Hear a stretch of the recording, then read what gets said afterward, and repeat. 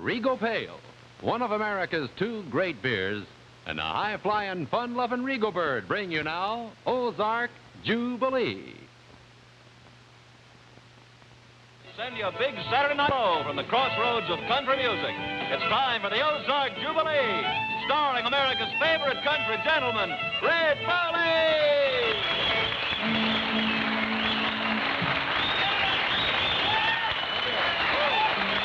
Thank you very much, folks. Thank you. Well, sir, another real energetic audience visiting with us here tonight. Well, sir, you folks are just mighty welcome to join us right now to have a share of whatever fun we're able to stir up here at the Jubilee tonight in the way of a little picking and singing. One thing you're going to be happy that you stuck around for is our very special guest tonight. You're going to meet him a little later on. First, I got a little chore to do here, and I'm a little out of breath because I've been back over here in the corner just a picking this guitar fit to kill. We got a little song here that sort of tells a story about a mythical giant that we've been singing this song for a long time, but you have never heard it sung as fast, as furious as we're going to do it tonight, about a man by the name of John Henry, boys. Hey!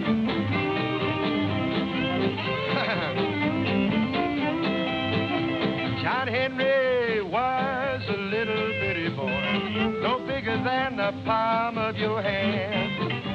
His mammy looked at him and proudly said, John Henry be a steel driving man, Lord, Lord. John Henry be a steel driving man. John Henry was a little bitty boy, sitting on his mammy's knee. Says a big bend tunnel on the sea, no, it's gonna be the death of me, Lord, Lord. It's gonna be the death of me. Now play, boy.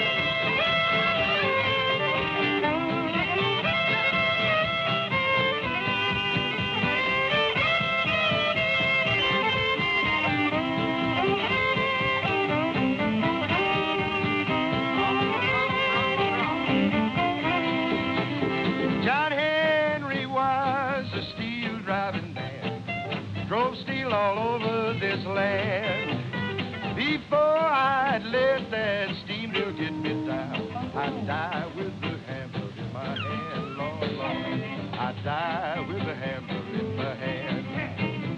John Henry went to the tunnel to drive, steam drill by his side.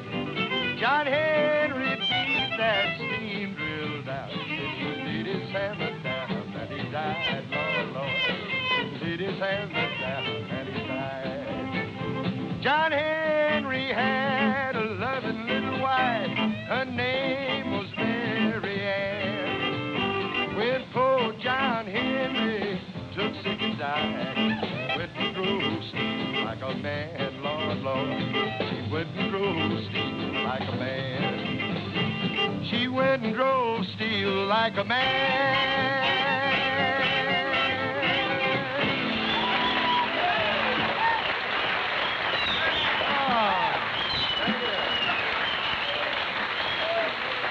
Thank you very much. Yes, sir, the story of John Henry. You know, somebody told me the other day that song is about 100 years old, you know. I think Ernest Tubb might have wrote that when he was just a small boy. Tonight, we'd like to send our congratulations to station KTVI, which has just moved into St. Louis, Missouri, and it's real good to have you folks in St. Louis with us. And we're also real glad to have some folks from Moberly, Missouri with us tonight. Our square dancers here, Curly's, Detwyler's, Hicks, and the Chicks. So, boys, spread it on. Ready?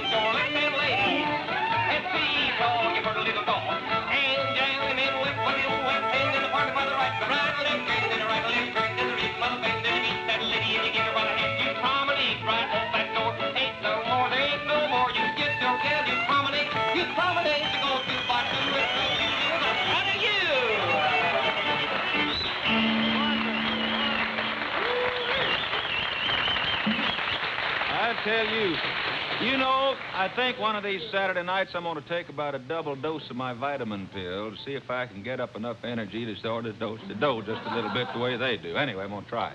Friends, we're going to pick up right where we're leaving off now. We're going to have more fun for you in just a minute. Hi, folks. I'm Jim Nars. I guess I'm a little late, but this being Saturday night, I figured I better get my shopping done for the weekend. You know, you never can tell when unexpected company might drop in for a visit. And there's just no sense in taking any chances on running out of Regal right smack in the middle of the fun. So, you know, when you're serving a beer as fun-loving and as good tasting as Regal Pale, why, the more the merrier, as the old saying goes. So whether you're planning frolic and festivity this weekend or just taking it easy, it's nice for your ice. Have plenty of Regal on it. So why don't you join the Regal Bird Watchers real soon? Tonight, in fact, at your neighborhood tavern or store. And get in on the bright, billowy, bubbly bliss of Regal Pale, one of America's 2 great beers.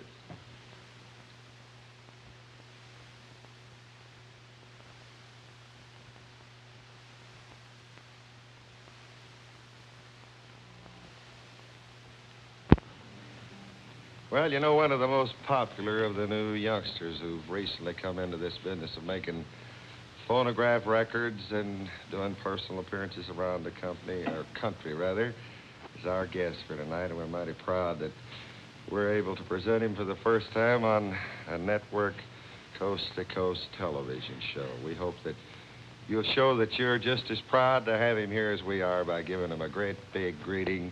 Here he is, young Mr. Justin Tubb. Justin.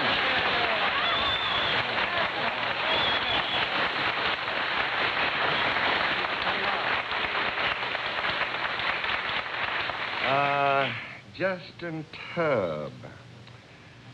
How you spell that? Tubb, I mean. T-U-B-B. It's not T-U-B-B-S, Tubbs. No, I don't think so. No S. I've heard of that name Tubb somewhere before, you know? I wonder where. Huh? I wonder where it could have been. Well, but you're Justin Tubb. That's right, I'm Justin. Yeah.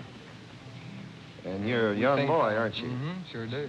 Yes, about 19 years old, and you've got a record going right now that's... that Tubb, that keeps coming back to me. You got a record, though, that's going mighty well, just like wildfire over in this part of the country, Well, Justin. we're awful glad to hear it.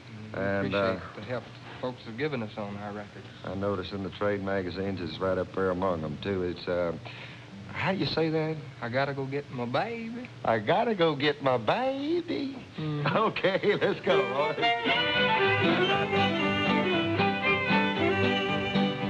Well, when I woke up this fine bright morning, it didn't look right to me. It seemed seemed like something was awful wrong, and I wondered what it could be. I've been thinking about it all day long, trying to figure out what was wrong. Well, the answer just now come to me, my darling baby's gone.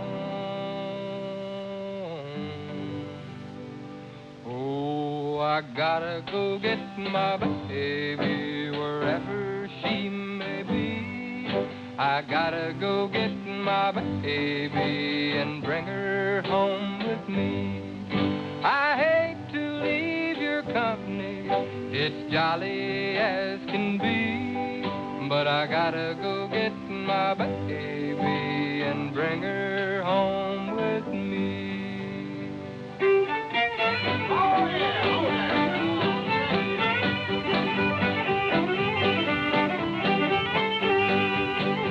Well, I guess I took that gal of mine for granted too darn long, and she must have got tired of waiting around and thought she didn't belong. But Lordy knows I love this gal much more than I've ever shown. I'm gonna bring my loving baby back and place her on my throne. Oh, I gotta go get my baby wherever she may be. I gotta go get my baby and bring her home with me. If I have to swim the ocean, well, look out, Mr. Sea, 'cause I'm gonna go get my baby and bring her home with me.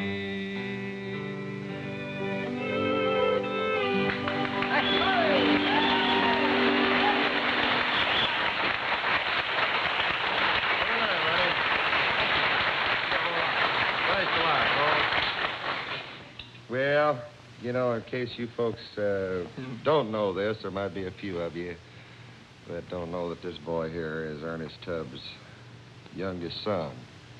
Oldest, youngest, onlyest. Onlyest.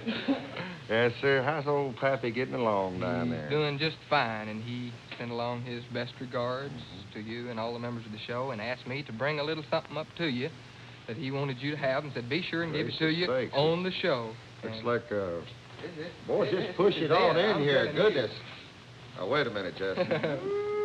Hey. You sure that ain't a time bomb all dressed up in... Well, I wouldn't put it past him, you know. Is this for me, really? I believe it is. He said to give it to Let's see you. what I don't know what's in it says it. on here.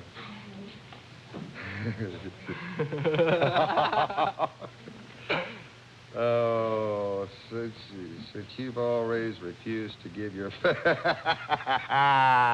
since you've always refused to give your face a lift, it's just about time someone sent you this gift. Your loving grandson, Ernest. Let's try it now. Wait a minute. You don't suppose that's a bunch of old dusty records that he's been not trying. He can't get rid of. Wait a minute here. This thing opens up too easy.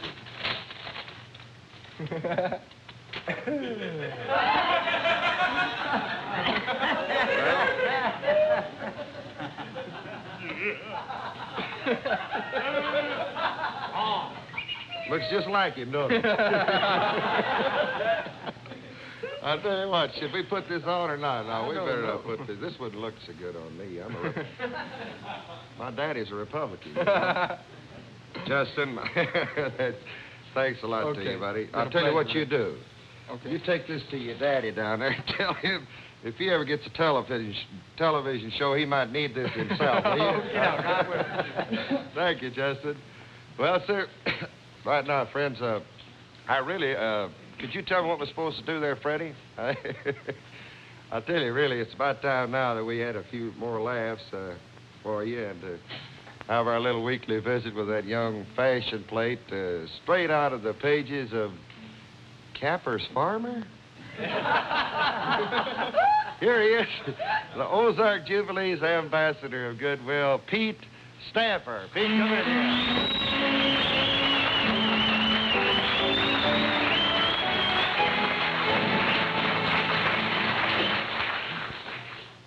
Well, first of all, I want to ask y'all's apology for me coming out here with my hair as long as it is tonight. I don't usually go like this.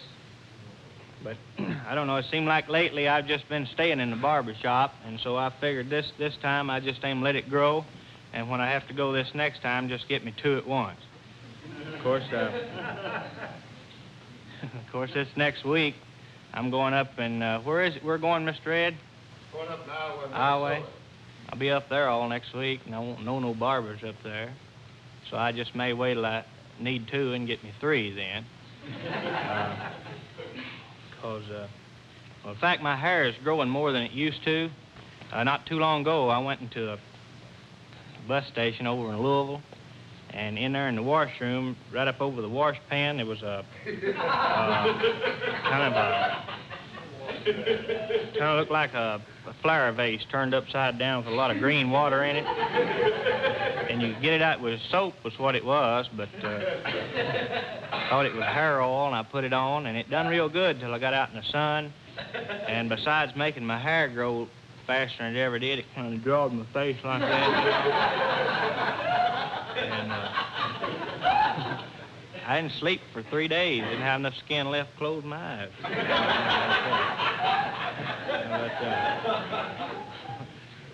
But I just don't let anybody cut my hair.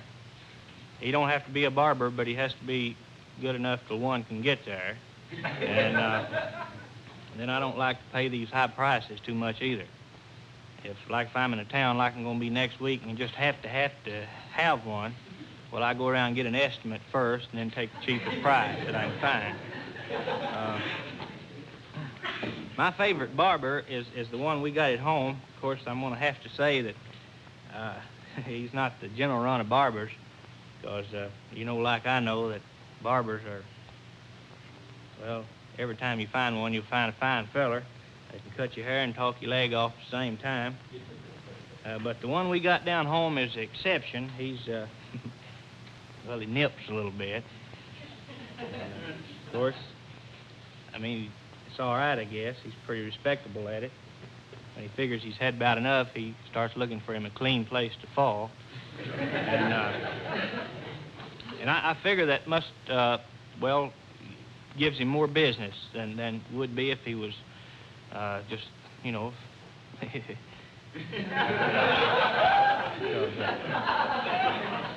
because when he has about all he can take, he puts him up a little sign in the window there guaranteeing you 10 cents for every time he cuts you.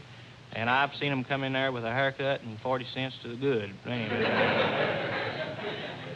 But barbering down home, a lot of barbers have come in there and tried to take his business away from him, but they can't do it. I think it's because most people around there just like him. But, of course, this is hearsay, but the old folks around there say that the barbering business is cursed there in my hometown. They say it's on account of a long time ago we had a barber there that got into some trouble. In fact, he got into so bad a trouble that they was aiming to shoot him. And it ended up that they took into consideration that he was a good barber and the only one we had, and they had 2 blacksmiths, so they just shot one of them.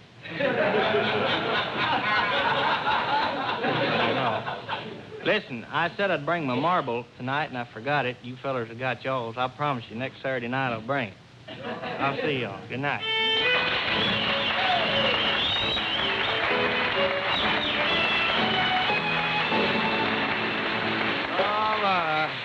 I brought me a whole Duke's Mixture sack full of twoopers up here, and Pete's going to let us down and bring his marbles.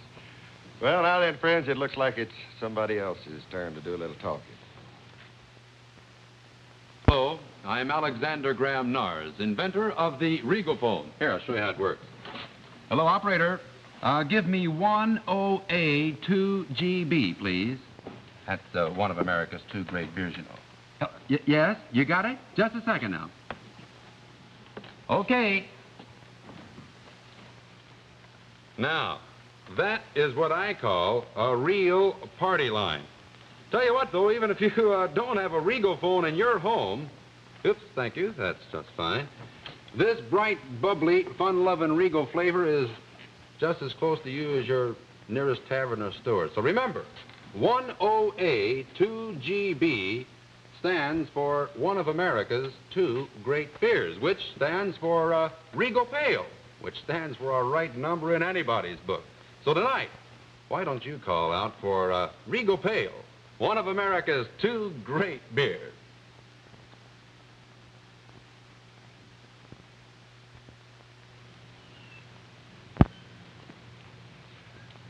Well, you know, we were talking a while ago about the real talented youngsters like Justin Tubb who come along and make a fine reputation for themselves. And we think we found a fellow who's a mighty good bet for, I would say, stardom in about, 1960. He's got a few years to go yet. He's just a little bit too short on one end yet. Here he is. Another one of them red heads and little freckles to go right along with it, and blue eyes and a big guitar. Little boy by the name of Mike Breid, and a fine song called Company's a Comin'. Mike, are you ready?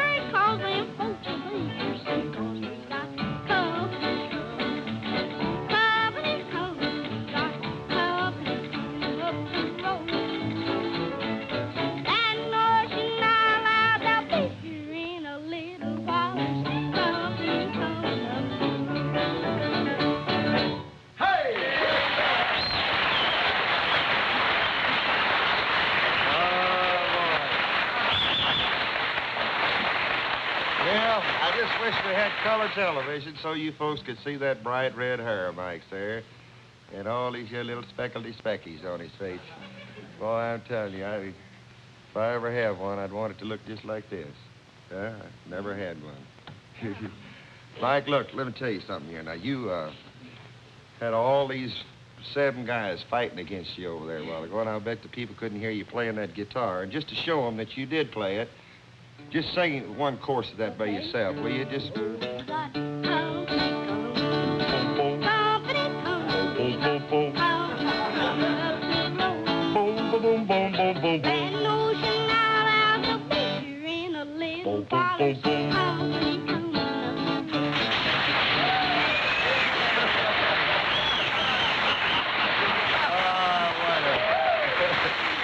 way he makes that D chord there, boy, I tell you.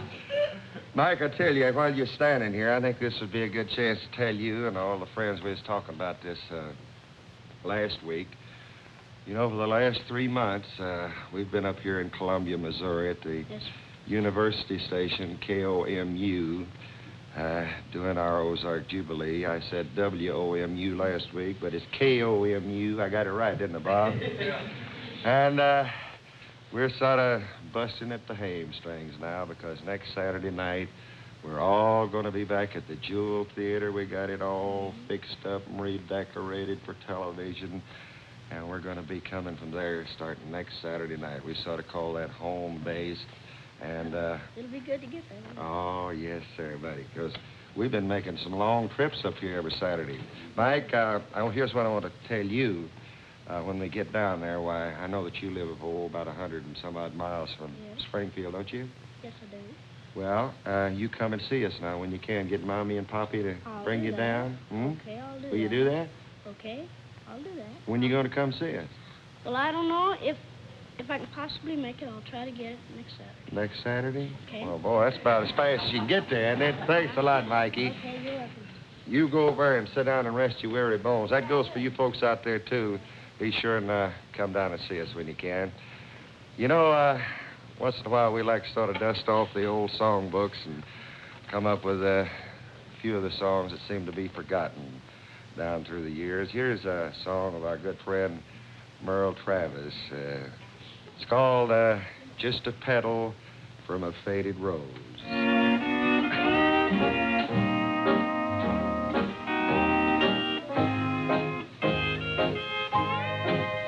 Here's a rose from the garden where the bloom of romance grows. But I'll keep one part near my aching heart, just a petal from a faded rose. Love is sweet in the morning when the breeze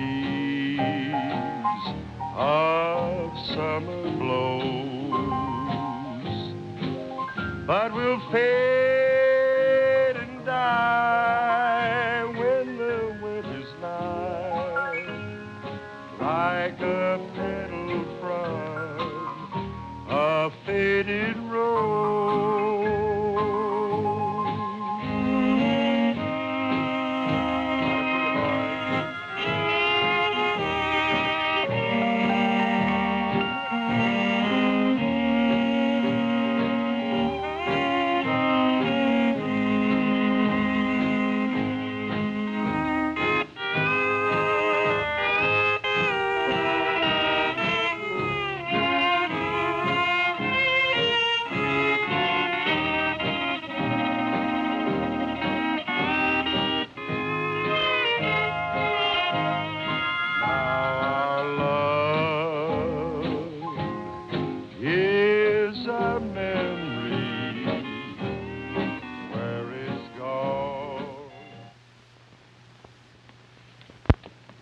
Been saving the best till last, folks, so here it is now. The star of our show, the one and only Brew Bird of Happiness in person, the Regal Bird. Take it away, R.B.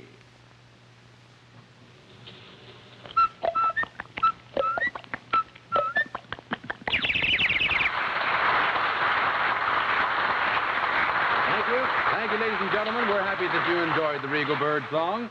And if you enjoyed it on television, just wait till you hear it in person. As a matter of fact, you shouldn't wait. Order up some Regal Pale beer right away. And believe me, when you pour yourself a glass of this beautiful, billowy, bubbly brew, it's the sweetest music this side of the foggy river, boys. As a matter of fact, when your thirsty throat tastes that fun-loving Regal flavor, you're just liable to bust out into song yourself. So join the chorus of happy Regal Bird watchers and sing out for Regal Pale, one of America's two great beers.